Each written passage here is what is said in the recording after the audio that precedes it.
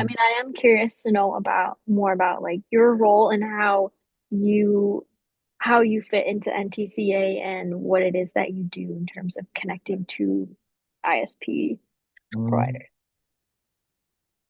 Okay, thank you very much. As you can see from the screen, my name is Friday Otuya. I work for a company called Nex-Tech.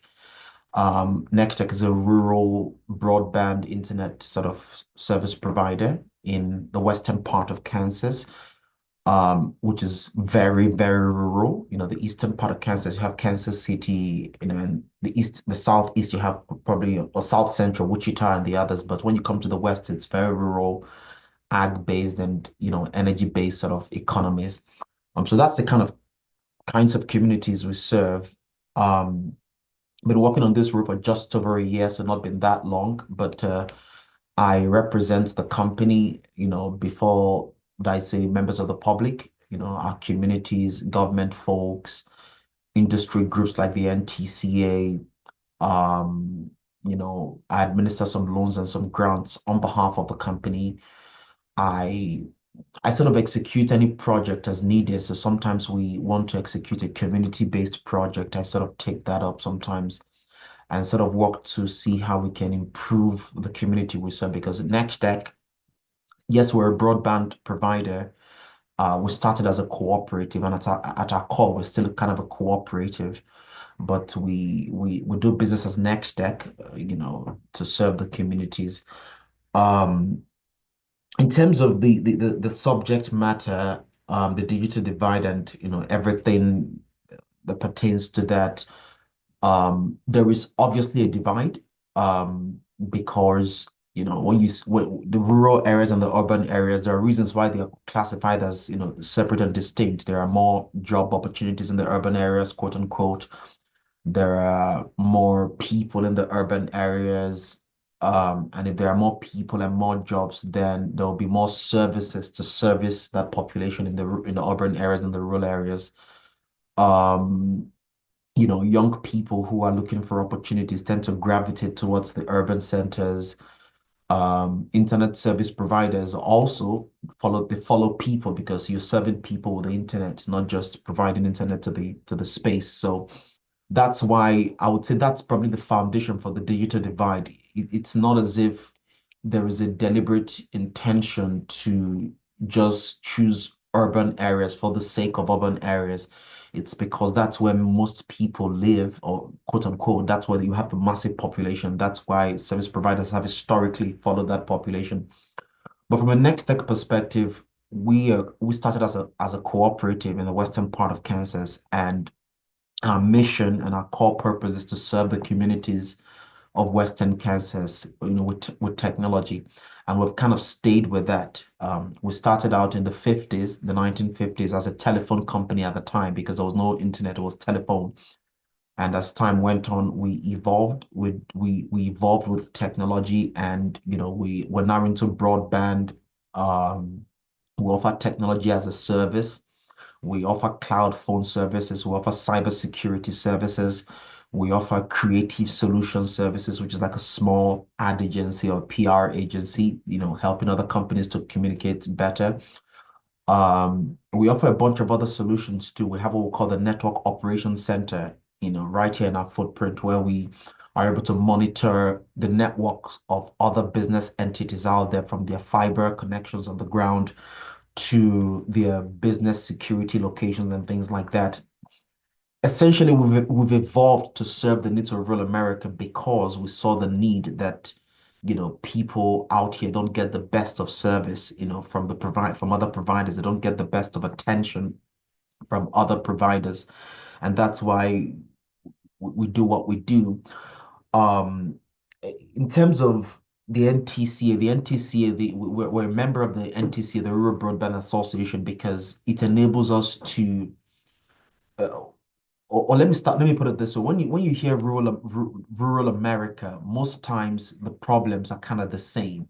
Housing is a challenge, childcare. These are some of the challenges rural areas face. Lack of jobs. Many rural areas are ag-based, farming, ranching, or energy-based, oil and gas exploration, or renewables nowadays. Um, there is always the issue of people in the rural areas earn less than those in the urban areas.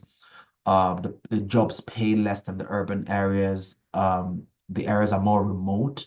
And so, because rural areas around the country share the same sort of challenges, it makes sense for a company like Nex-Tech to join forces with other broadband companies to advocate for our interest.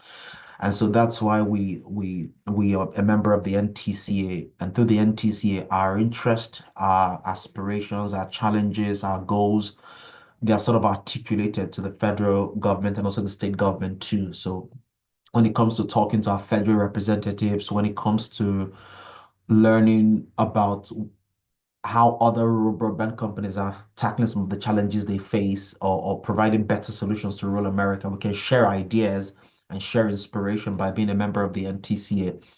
The NTC also has this cool program. I'm sure I don't know if you guys have met Josh Seideman. He's the visiting lecturer for your course, but he sort of runs the Smart Rural Community program that the NTCA does, and it's a fantastic program because it's a framework that helps rural providers like Nex-Tech to tell our story to the community and to the world, to say we are not just doing business, we are improving and making lives better for a bunch of um, institutions and stakeholders in the community, from the hospital to the library to the police department, the fire department, the childcare center. We are connecting these activities with the rest of the world. We're helping people to be able to work remotely for that matter. We're helping businesses to locate in a town because of our internet and fiber broadband services. So that program that the NTC came up with has been beneficial to us. That's why we're a member of the NTC. They come up with ideas and innovation that helps rural companies like Nex-Tech to become better at what we do in terms of bridging the digital divide. Um, so I don't know if you have probably more specific questions, so I can be more specific in my response. I'm very general, yeah. Actually, Ellie, I saw you were unmuting. You want to go? Yeah, so you mentioned NTCA working with the federal and state government, and I was curious to know um, what kinds of programs are in the works currently to better rural broadband, or have there been past programs that have been really effective, or what are some current plans that are in the works at the federal level or even the state level? Okay. I would say topmost around the country right now, there's a program, you can Google it later. It's called the Broadband Equity Access and Deployment Program, BEAD for short, BEAD, BEAD for short. So it's it's I would say probably, I don't know, over $40 billion of federal investment to expand internet access across the country. I would say the major inspiration or drive behind that program was the pandemic. When COVID happened, everyone started working remotely, and all of a sudden, it dawned on America's government, quote unquote, that hey, people really have bad connections. Even in the big cities, people were driving to the McDonald's sort of parking lot to use the internet to do their homework.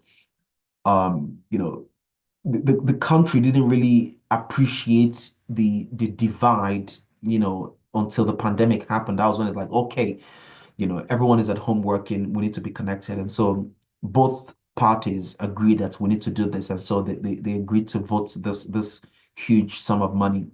And so part of that law, that BEAD sort of law, dictates that the federal government is going to give this money to the states, and then the various states are going to then allocate that money to companies like Nex-Tech and others to provide, to build these broadband networks to rural areas and urban areas too.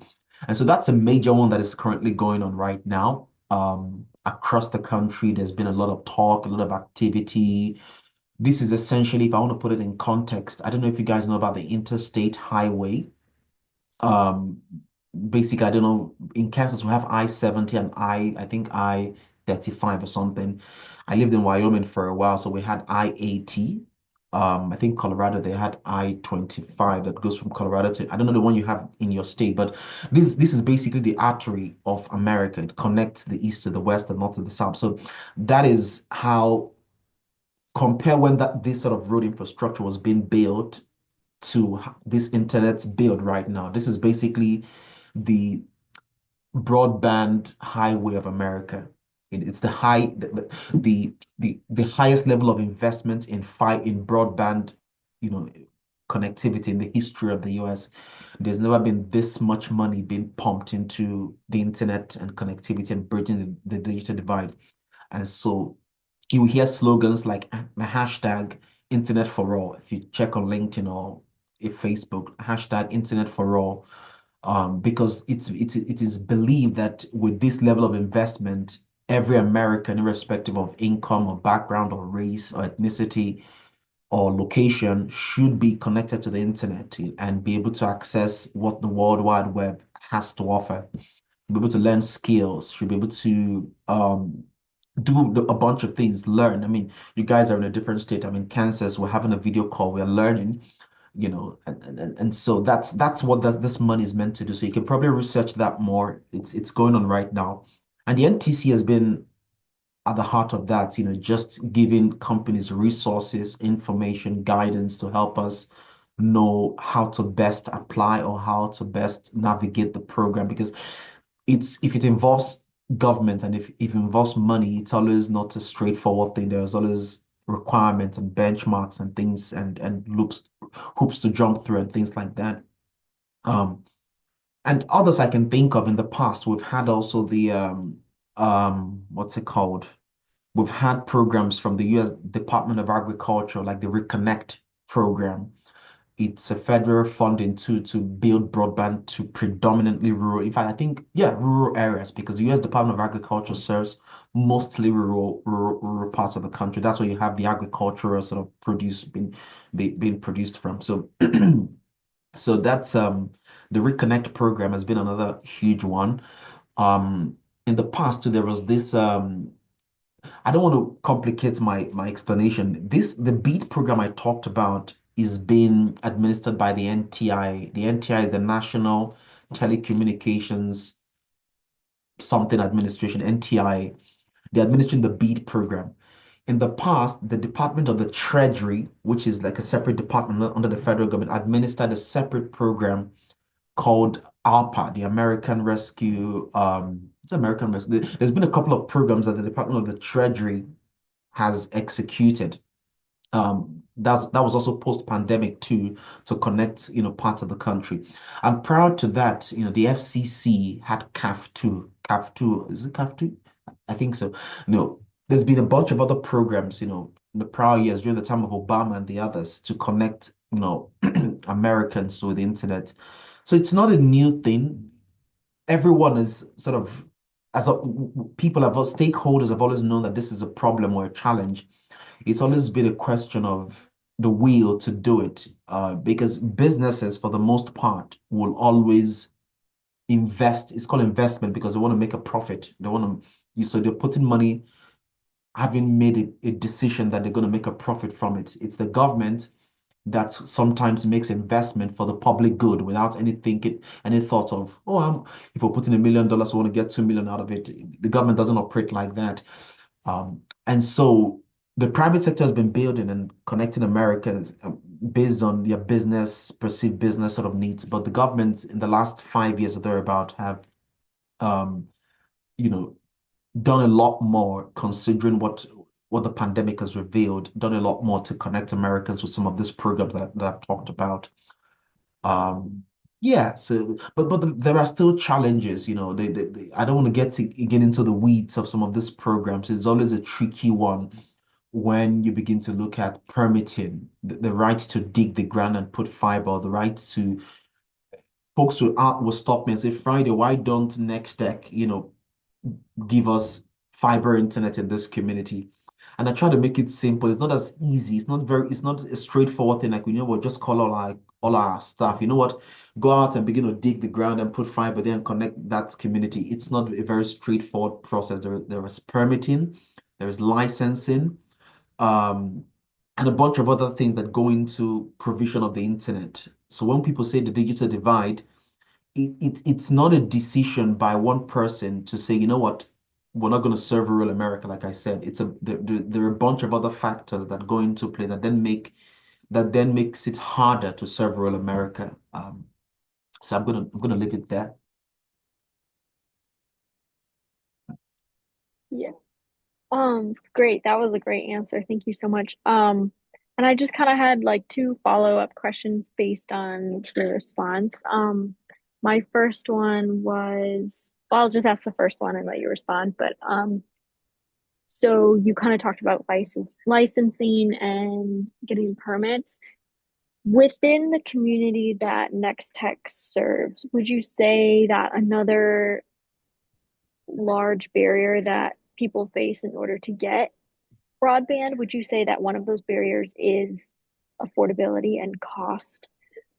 Is that the biggest one that you're seeing within the community? Um, okay. As far as I know, from a next tech perspective, um, affordability and cost is not a major problem. The reason for that is now it doesn't mean in other parts of Kansas or other parts of the region it's not a problem, but from what I know, because from a next tech perspective, we have I can think of one program right now at the top of my head that we have to help low income um, persons to be able to afford the internet. People who have credible proof that they are low income can be part of that program. We also have some of the most affordable internet plans out there. At the risk of marketing, our program is very affordable comparatively. In fact, folks who who are having bad internet service are paying a lot more than they would if they were having our service because it's just affordable comparatively. Um, but across the country, because I engage with other industry groups like the NTC and I get a sense of what's happening in other parts of the country, it's a problem sometimes in rural America where people don't earn as much as they do in the cities and therefore they don't have as much disposable income. In fact, I think there are some statistics that show that many recipients of federal assistance in terms of there's a program I've forgotten the word, but is it Social Security or something?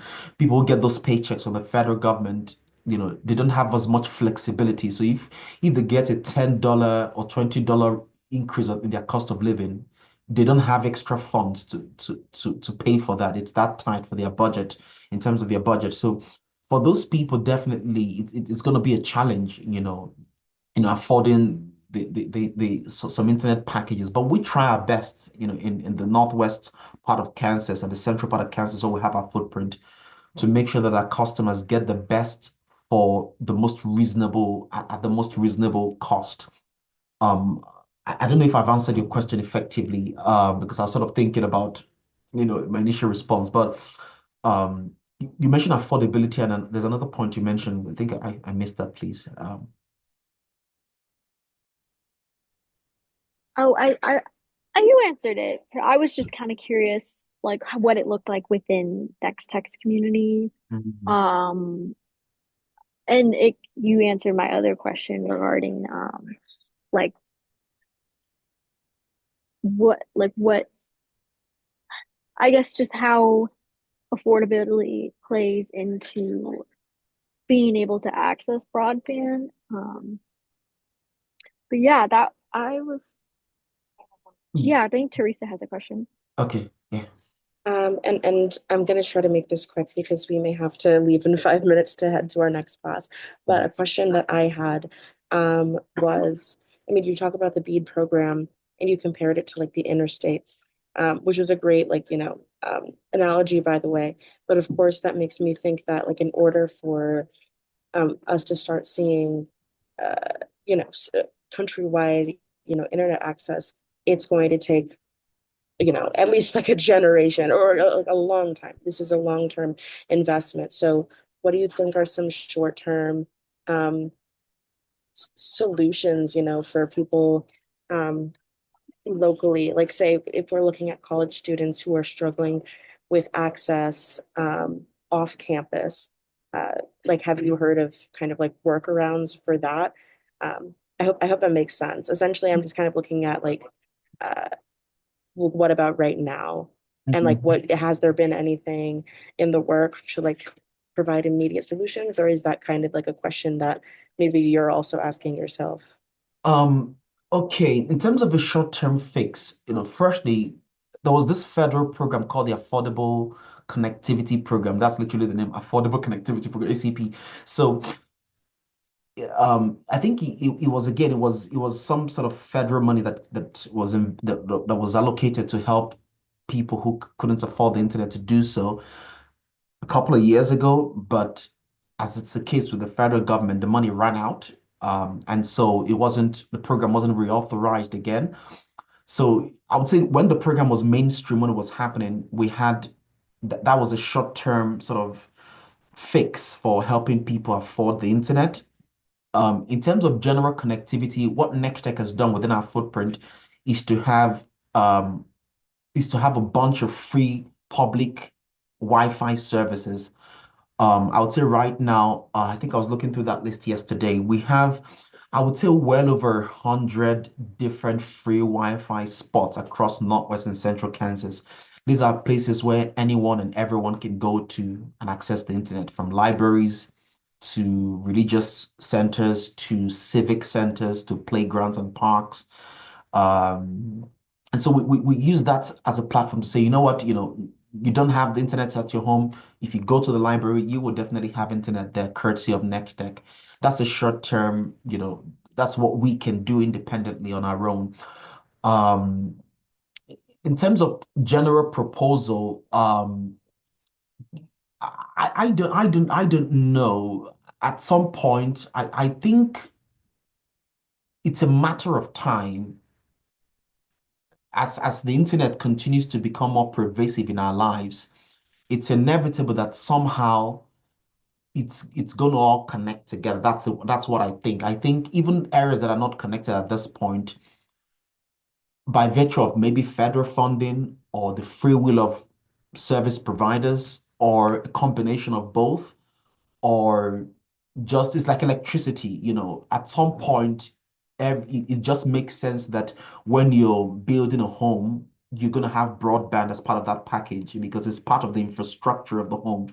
It's like water and sewage, and gas. So there must be internet so that people can stream and game and live and bank or something, connect with their apps and stuff. So I think ultimately it will take a while, but I don't have the silver bullet. But in the next 10, 15, 20 years, I hope with all this energy and enthusiasm in the industry and in government, that at least the challenge of connectivity will be solved, and then we'll start looking at a higher speed, or people not getting the best speeds possible. But in terms of that basic connectivity, being able to send an email, or being able to, yeah, send an email, receive an email, at least that should be solved in the next, I'm being very conservative in my estimate, 10, 15 years or thereabout.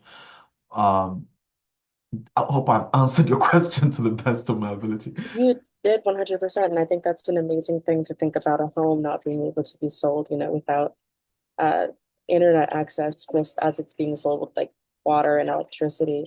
Um, and then hopefully in the future we can have discussions on like quality of access as opposed to just like whether or not people can like, connect at all. Mm, So thank you so much for that. This was a great conversation. We really appreciate your flexibility. We know that it was incredibly last minute. So we're very lucky that we got to mhm. talk with you. We do have to head out soon, but did you have any questions about our project